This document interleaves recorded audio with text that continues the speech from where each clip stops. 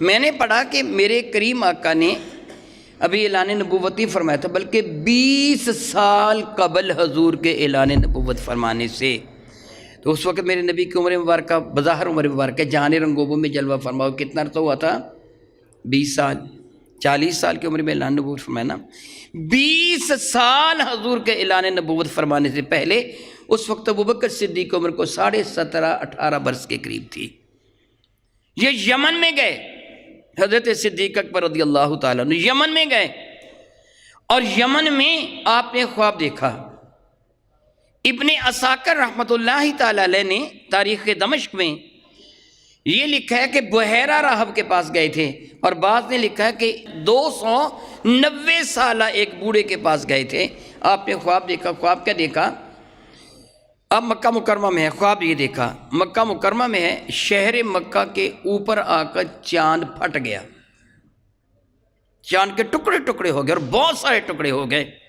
شاید مکہ کا کوئی گھر بھی ایسا نہ ہوگا جس گھر میں وہ ٹکڑا گرا نہ ہو. یہ خواب آپ نے دیکھا. اور پھر وہ سارے ٹکڑے مجتمع ہوئے، اور مجتمع ہو کر وہ ابو بکر کی جھولی میں آ گئے. ابو بکر نے اپنی جھولی کو بند کر لیا، یعنی اپنے ساتھ لگا لیا. یہ کب کا واقعہ ہے؟ حضور کے اعلان نبوت فرمانے سے 20 سال پہلے.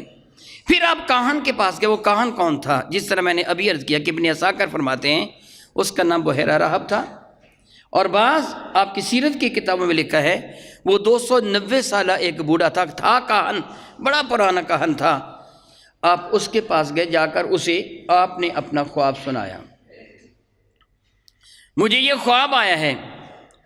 اسے خواب سن کر غور سے آپ کو دیکھا، سر سے لے کے پاؤں تک دیکھا، اور کہنے لگا تو وادی تہامہ سے تو نہیں آیا؟ وادی تہامہ مکہ مکرمہ کا علاقہ تھا. جس طرح ہمارے علاقے کو پہلے ساندر بار کہتے تھے، پتہ ہے آپ کو؟ ہمارے علاقے کو ساندل بار کہتے تھے، اب یہ ہمارا علاقہ ہے. اس طرح نا وادی مکہ کو وادی تہامہ کے نام سے یاد کیا جاتا تھا. یہ صوبہ حجاز ہے، جس طرح یہ ہمارا صوبہ پنجاب ہے. تو تہامہ کے علاقہ سے آیا ہے؟ فرمایا کہ ہاں. تیرا تعلق کس قبیلے کے ساتھ ہے؟ کہنے لگے جی قریش کے ساتھ. قریش کی کس شاخ سے؟ بنو تمیم کے ساتھ.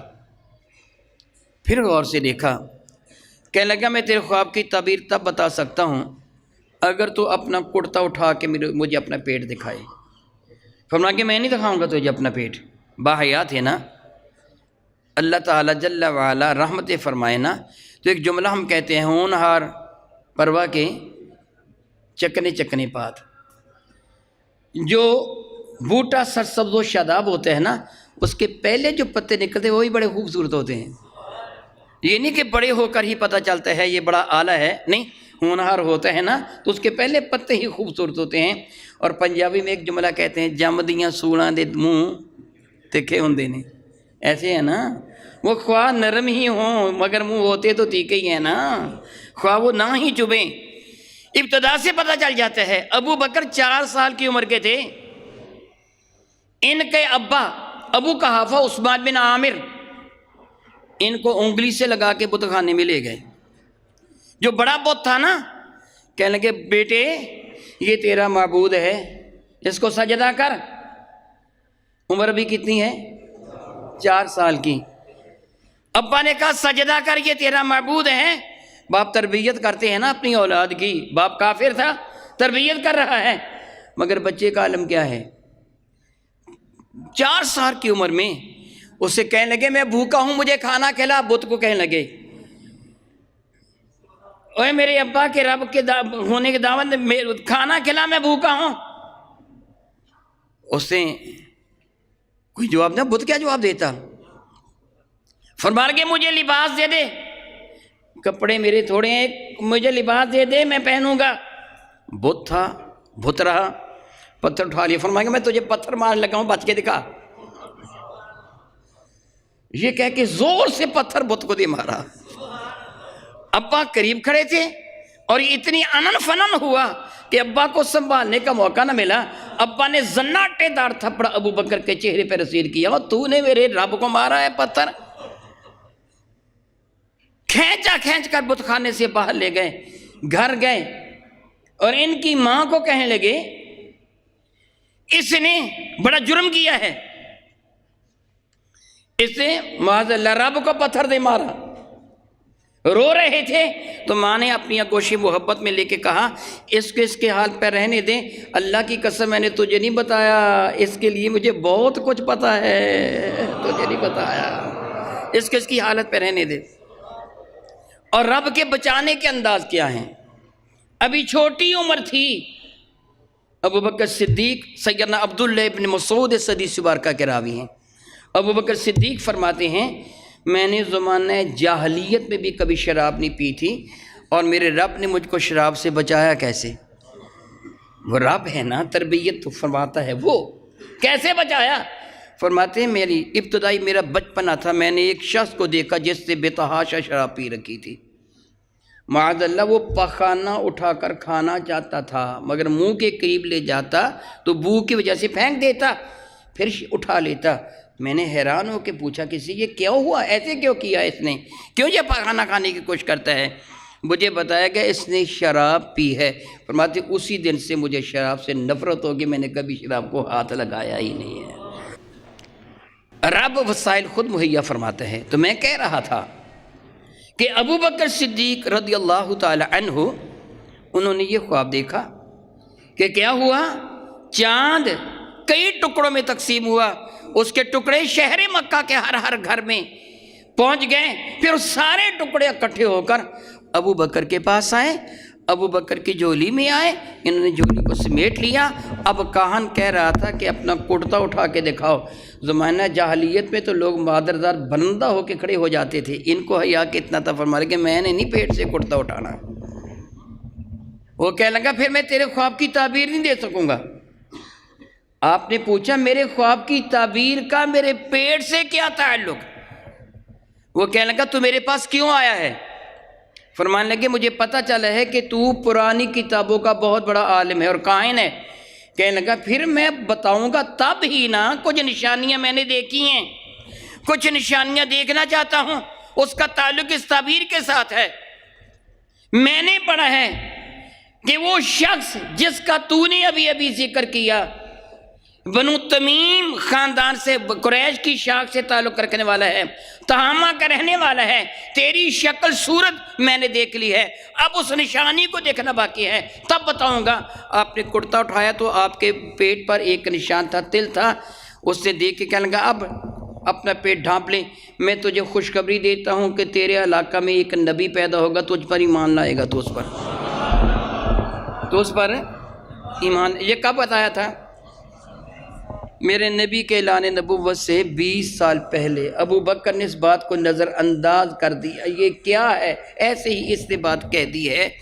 میرا اللہ خبر دیتا ہے کہ مثلہم فی التوراۃ و مثلہم فی الانجیل، سورہ فتح کی آخری آیت مبارکہ پڑھ لیجئے۔ میرے نبی کے غلاموں کا ذکر کر تو اللہ تعالیٰ فرماتا ہے میں نے ان کی مثالیں تورات اور انجیل کے اندر دی ہیں۔ گویا تورات یا انجیل سابقہ کتابوں کے اندر ان کا حلیہ بھی دیا ہوا تھا، اس لیے اس نے یہ بتا دیا کہ ایسے ایسے کر کے ہوگا۔ وقت بیتتا چلا گیا، بیتتا چلا گیا، بیتتا چلا گیا، بیتتا چلا گیا، میرے کریم آقا نے اعلان نبوت فرما دیا۔ زیادہ تفصیل میں نہیں جا رہا، اعلان نبوت فرما دیا، اپنے کاشان مقدس میں تشریف لائے تو میرے آقا کے گھر کے افراد کن اشخاص پر مشتمل تھے؟ میرے کریم آقا کی زوجہ محترمہ سیدہ زاہدہ طیبہ طاہرہ سیدہ خدیجہ الکبریٰ رضی اللہ تعالی عنہا، حضرت سیدنا علی المرتضیٰ کرم اللہ وجہ الکریم جن کو میرے کریم آقا نے اپنی کفالت میں لے رکھا تھا، حضرت زید بن حارثہ حضرت خدیجہ کے غلام تھے، انہوں نے میرے کریم آقا کی خدمت میں پیش کر دیا تھا۔ شادی کے بعد میرے نبی نے ان کو آزاد کر دیا تھا اور انہوں نے میرے کریم آقا کی خدمت میں رہنا ہی اپنی زندگی کا وتیرہ بنا لیا تھا۔ یہ تھے میرے کریم آقا رسول عربی کی بیٹیاں، یہ تھے گھر کے افراد۔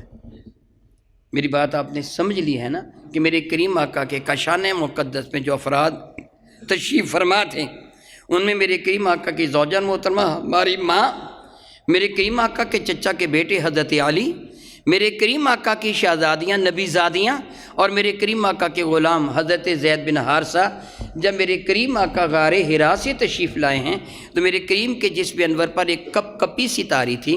آپ نے اپنی نہایتی وفا شعار رفیق حیات، انشاءاللہ تعالیٰ کبھی اس موضوع پہ میں عرض کروں گا، ایمان تازہ ہو جاتا ہے سیدہ خدیجہ کی باتیں پڑھ، ان کا واقعات پڑھ کر آنکھوں میں آنسو آ جاتے ہیں. میرے نبی سے کتنی وفا کرنے والی تھی، کتنی وفا کرنے والی تھی. حضور نے فرمایا زملونی زملونی، مجھے چادر یا کمبل اڑا دو اڑا دو. کپ کپی تاری تھی تو آپ تو اپنی جان بھی میرے نبی کے قدموں پہ قربان کرتی تھی.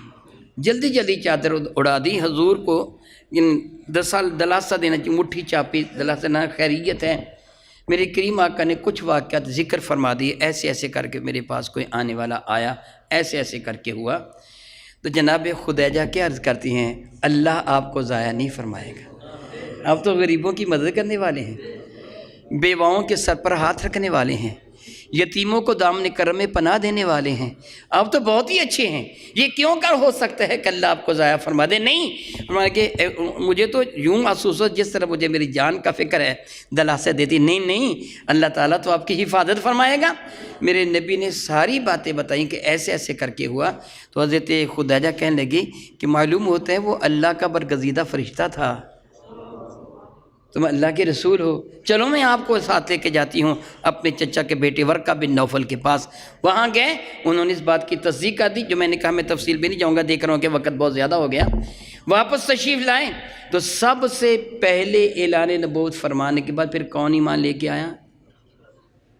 جناب خدیجہ کبریٰ رضی اللہ تعالی عنہا سب سے پہلے یہ ایمان لے کے آئی ہیں. اور پھر گھر کے سارے افراد، حضرت علی بھی، میرے کریم آقا کی شہزادیاں بھی، اور حضرت زید بن حارثہ بھی، یہ ایمان لے آئے. صبح، یہ پیر کے دن کا واقعہ ہے. کس دن کا واقعہ ہے؟ پیر کے دن کا واقعہ ہے. ادھر ابو بکر صدیق، میں بتا چکا ہوں پہلے آپ کو کہ 4 سال کی عمر میں بھی بتوں سے نفرت تھی. تدبیر الہیہ دیکھیے. یہ آج رات بڑے بے چین رہے، حضور سے بڑی محبت تھی. اور یوں کہیے ایک یار ایسا ہوتا ہے جو رازداں ہوتا ہے، ہوتے ہیں نا رازداں، جس سے راز کی باتیں کہی جاتی ہیں. میں نے پڑھا آپ کی سیرت طیبہ میں، سیدنا صدیق اکبر کی سیرت طیبہ میں، ابو بکر پوری رات بے چین رہے، پوری رات بے چین رہے. زندگی بیتتی چلی جا رہی ہے، بت رب ہونے کے لائق ہیں نہیں، پھر رب کون ہے کیسے پتہ چلے؟ میں بڑا پریشان ہوں. کہنے لگے صبح میں اپنے یار صادق و امی سے مشورہ کروں گا کس کو رب مانے. ان کا مشورہ ہمیشہ صحیح ہوتا ہے، ہمیشہ درست مشورہ دیتے ہیں.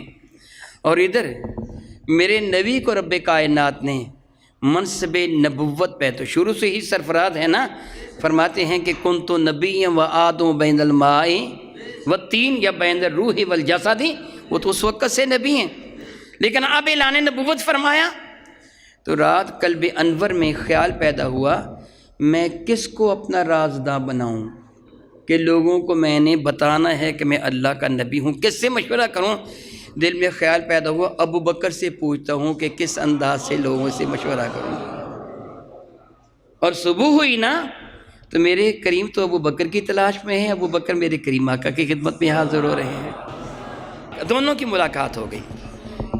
اب میرے کریم آقا نے فرمایا ابو بکر بتاؤ تمہارا آنا کیسے ہوا؟ تو میں تو خود تیری طرف آ رہا تھا.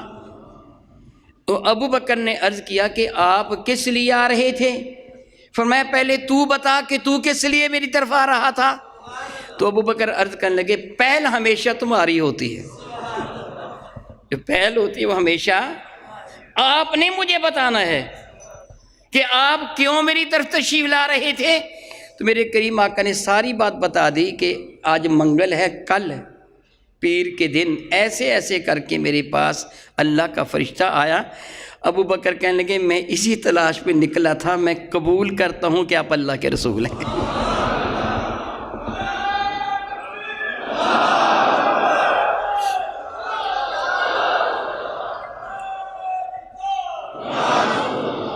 میں ایمان لاتا ہوں آپ اللہ کے رسول ہیں.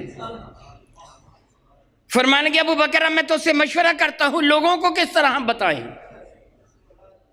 عرض کرنے لگے ہر نبی جو آیا نا وہ کوئی معجزہ لے کے آیا ہے، آپ بھی وہ معجزہ لے کے آئے ہیں. ہر نبی جو آیا جب لوگوں کے سامنے آپ اپنی ذاتی بابرکات کو پیش کریں گے نا، سبحان اللہ میرے کریم آقا نے یہ جملہ کہا تھا اپنے اہل خانہ کے سوا، میں نے استثناء کیا ہے اپنے اہل خانہ کے سوا. میرے نبی نے فرمایا تھا میں نے جس کے سامنے اپنے آپ کو پیش کیا اس نے مجھ سے دلیل مانگی مگر ابو بکر نے دلیل نہیں مانگی ہے.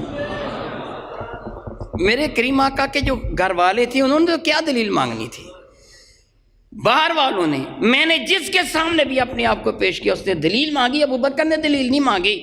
میں نے بتایا میں اللہ کا رسول ہوں. ابو بکر اسی وقت کلمہ طیبہ پڑھ کے مسلمانوں کے پاس مجھے یقین آ گیا، اب مجھے پتہ چل گیا رب کون ہے. فرمانے لگے ابو بکر اب لوگوں کو کیسے دعوت دیں؟ تو عرض کیا یا رسول اللہ ہر نبی جو آیا نا کوئی نہ کوئی معجزہ لے کے آئے ہیں، آپ بھی کوئی معجزہ لے کے آئے ہیں. میرے نبی مسکرا پڑے، فرمانے کہ وہ یمن میں جو تو نے خواب دیکھا تو میرا معجزہ ہی تو تھا.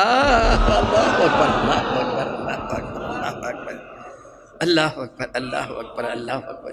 دیکھا کب تھا بتا آج رہے ہیں. اتنی دیر تک میرے نبی نے ذکر ہی نہیں کیا، نہ ابو بکر نے ذکر. ابو بکر کو کیا پتا تھا کون اللہ کا نبی ہے، وہ کیسے ذکر کرتے؟ وہ تو بھول چکے تھے، 20 سال پرانا واقعہ وہ تو ذہن سے بھی نوما ہو چکا تھا. مگر آج جب میرے نبی نے اعلان نبوت فرمایا تو کہنے لگے یا رسول اللہ معجزہ. فرمایا وہ جو دیکھا تھا نا تم نے خواب، وہ چاند جو دیکھا تھا وہ میرا معجزہ ہی تو تھا. میں نہیں جانتا مفسرین نے یہ نہیں فرمایا، میں اللہ سے معافی مانگتا ہوں یہ جملے کہہ رہا ہوں.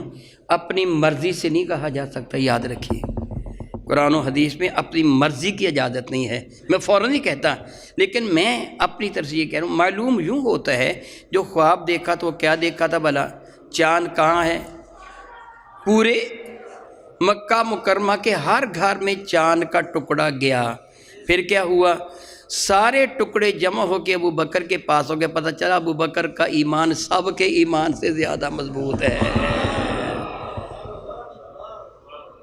شاید اسی لیے اہل سنت کا یہ عقیدہ ہے کہ افضل البشر بعد الرسول، کہ رسولوں کے بعد افضل ترین بشر حضرت ابو بکر صدیق ہے. حضرت ابو بکر صدیق ہیں.